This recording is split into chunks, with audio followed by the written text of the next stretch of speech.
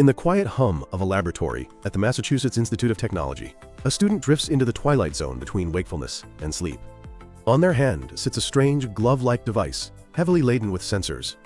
Just as their brainwaves begin to flatten into the characteristic theta rhythms of hypnagogia, the surreal, fluid state where reality dissolves into dream, the device detects the shift. A robotic voice whispers a single word, tree. The student doesn't wake up. Instead, their mind, untethered from the constraints of logic, takes the suggestion and runs with it. Roots sprout from their fingers. Leaves unfurl in a time-lapse of impossible biology. They are dreaming of trees, not because of some random firing of neurons, but because they were programmed to. This is not a scene from a cyberpunk novel. This is the reality of targeted dream incubation, or TDI, a rapidly evolving field that is shattering the age-old assumption that sleep is a passive offline mode for the brain. We are standing on the precipice of a new frontier in human engineering, the ability to hack, direct, and harvest the creative power of our own dreams. From the ancient steel ball techniques of Thomas Edison to the cutting-edge Dormio device at MIT, and from the sacred practices of Tibetan Dream Yoga to the dystopian potential of dream advertising. Today on G Fun Facts Online, we are exploring the science, the tools, and the ethics of dream hacking. To understand how we can engineer dreams, we must first understand the architecture of sleep itself. For decades, the popular understanding of sleep was binary. You are either awake and conscious, or asleep and unconscious. But neurobiology paints a far more complex picture. The gateway to the dream world is a liminal state, known as hypnagogia, or N1 sleep. This is the transitional phase that occurs just as you are falling asleep. It is characterized by a unique cocktail of brain activity. The alert beta waves of wakefulness fade away, replaced by relaxing alpha waves and, eventually, the drowsy hallucinatory theta waves. It is in this state that the brain's executive control centers, the prefrontal cortex that governs logic, planning, and censorship, begin to go offline. Yet, the sensory cortices remain active. You are loose, associative, and hyper-creative. This is why you might have a brilliant idea, just as you nod off, only to forget it by morning. Historical geniuses intuitively understood the value of this state. Thomas Edison, the Wizard of Menlo Park, famously napped with a steel ball in each hand. As he drifted into hypnagogia, his muscle tone would relax, a phenomenon called atonia, and the balls would crash to the floor, waking him up. He would immediately record the surreal images and solutions that his hypnagogic mind had conjured. Surrealist painter Salvador Dalí used a similar technique with a heavy key and a metal plate.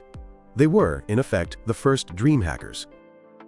While hypnagogia is the spark, rapid eye movement or REM sleep is the forge. Occurring later in the night, REM sleep is where our most vivid, narrative dreams happen. Neurologically, the brain is almost as active during REM as it is when awake, but the body is paralyzed to prevent us from acting out our dreams. During REM, the brain engages in a process called synaptic pruning and memory consolidation. It takes the disparate information you learned during the day and weaves it into existing networks of knowledge. This is associative processing on steroids. The brain tests wild, illogical connections that the waking mind would instantly reject. This is why sleeping on it actually works. You aren't just resting. You are running millions of simulations to find a solution that logic missed. The breakthrough that turned dream hacking from an art into a science is a technique called Targeted Memory Reactivation, or TMR. The premise is elegantly simple. The sleeping brain is deaf to most of the outside world, but it is not dead to it. The auditory cortex remains vigilant, acting as a sentinel. While the thalamus, the brain's sensory relay station, dampens most input, a process called sensory gating, it doesn't block everything. Significant stimuli can slip through the cracks. Research has shown that if you pair a specific sound, like a bell, or a smell, like roses, with a learning task while a person is awake, and then replay that same cue while they are in slow-wave sleep or REM sleep, the brain will reactivate the neural pathways associated with that memory. In a landmark study at Northwestern University, neuroscientists Ken Paller and Karen Konkoly used TMR to boost puzzle-solving skills. Participants attempted to solve complex problems, accompanied by unique sound cues. Later, while they slept, the researchers played the sounds associated with the unsolved puzzles. The result was staggering. Participants were 55% more likely to solve the cued puzzles the next morning, compared to the uncued ones. The sound didn't wake them up. It simply nudged their sleeping brains, saying, "Hey, remember this problem, work on it." This is the core mechanic of dream hacking. It is not about Inception-style architecture of entire worlds, but rather about providing the brain with a seed, a prompt, and letting the natural creative engines of sleep grow the forest. Now, you don't need a $1 million lab to start experimenting with your dreams. The democratization of sleep tech has brought dream hacking into the bedroom. The Dormio device, developed by the MIT Media Lab's Fluid Interfaces Group, is the gold standard of modern dream incubation. It is a glove equipped with sensors that track heart rate, skin conductance, and muscle tone. It works by detecting the precise moment a user slips into hypnagogia. It then triggers a robot to say a pre-recorded cue, for example, fork. The user might dream of a fork made of clouds, or a road that forks into infinity. Moments later, the device wakes them up to record a dream report before letting them drift back off. In controlled studies, virtually all participants reported dreaming about the prompt, and their post-sleep creativity on tasks related to the prompt skyrocketed. For the DIY enthusiast, several smart masks attempt to replicate this effect, though with varying degrees of success. Rame is one of the earliest consumer masks and is relatively low-tech. It uses a timer to flash LED lights against your closed eyelids during the night. The hope is that the flashing lights will bleed into your dream, triggering you to realize, wait, I am dreaming. However, its lack of real-time REM detection makes it hit or miss. Newer entrants like the Lucid Me Insomni masks claim to use AI and more advanced sensors to detect REM sleep accurately before delivering light or audio cues. While reviews are mixed, often citing comfort issues or app connectivity glitches, they represent the next generation of active sleep wearables. Your smartphone is also a surprisingly potent dream hacking tool, provided you use the right software. Onari is widely regarded as a top app for 2025. It focuses on dream journaling, which is essential for recall, and offers reality check reminders. It also has features to play audio cues during the night. Awoken is a favorite for Android users. This app pairs reality checks or totems with audio cues that play while you sleep, attempting to trigger Pavlovian lucidity. A quick note of caution: while searching for apps, you may encounter Shape of Dreams. This is actually a roguelite video game, not a sleep utility.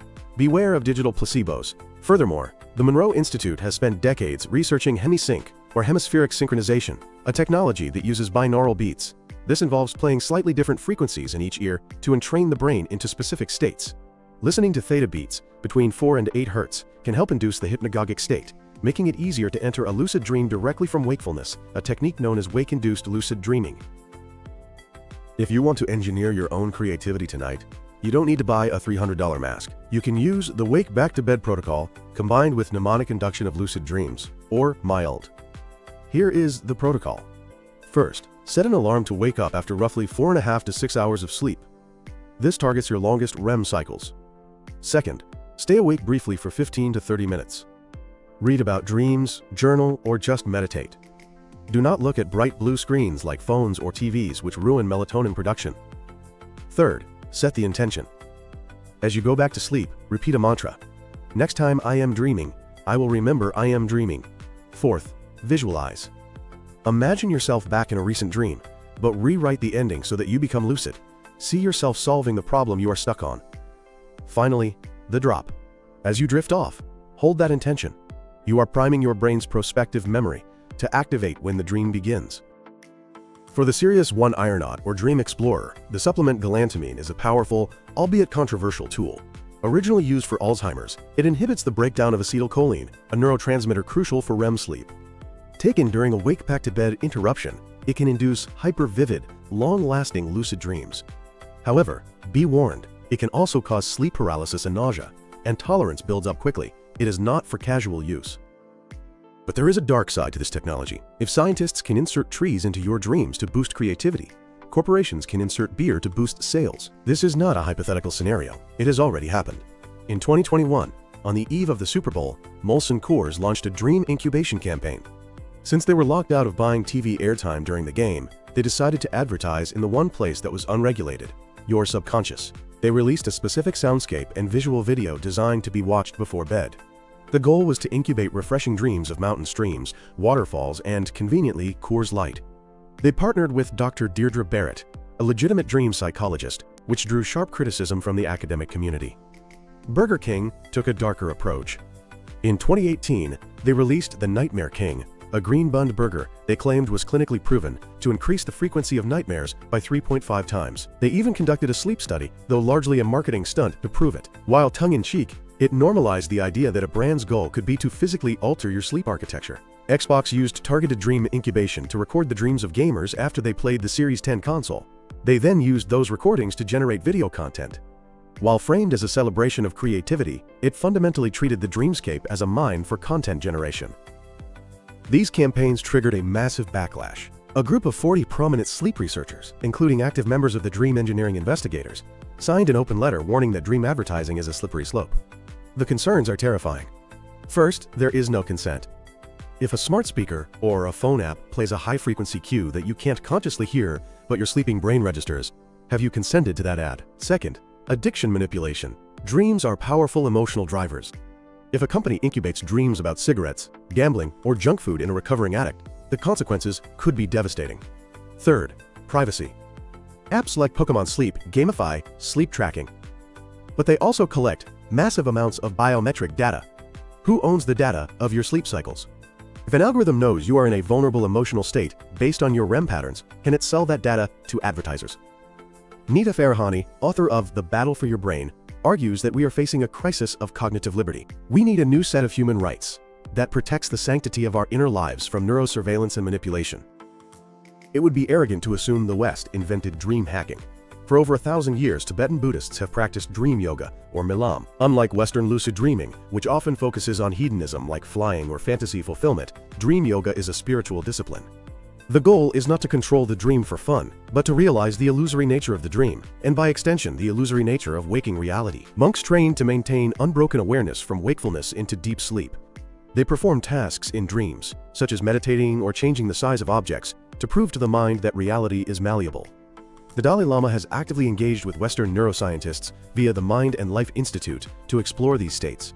Studies on long-term meditators show they generate high-amplitude gamma waves, associated with insight and binding, even during sleep, suggesting a superconscious state that modern tech is only just beginning to peek at.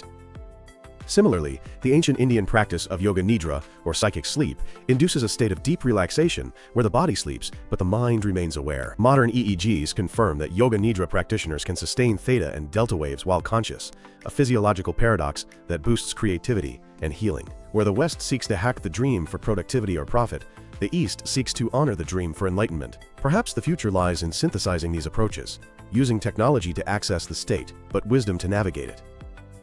So, where does this lead? Futurists like Ray Kurzweil and Michio Kaku predict that by the 2030s and 40s, nanobots could interface directly with our neocortex. Futurist Jack Aldrich suggests that we might eventually download movies to dream. Instead of watching Star Wars, you would be a Jedi for 8 hours in a so-called braincation. Transhumanists view the 8-hour sleep requirement as a biological flaw. Future tech might compress the restorative benefits of sleep into 2 hours of supercharged AI-managed REM, freeing up 6 hours of waking life. But historian Yuval Noah Harari warns that once algorithms understand our biology better than we do, we become hackable animals. If an AI can monitor your dreams, predict your fears, and manipulate your desires while you sleep, the concept of free will may evaporate entirely.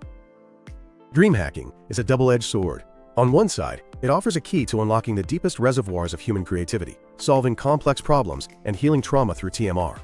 On the other, it threatens to turn our last private sanctuary, the quiet darkness of our own minds, into just another billboard.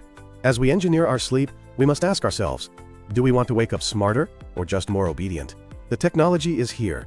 The choice for now is still yours. Sleep tight.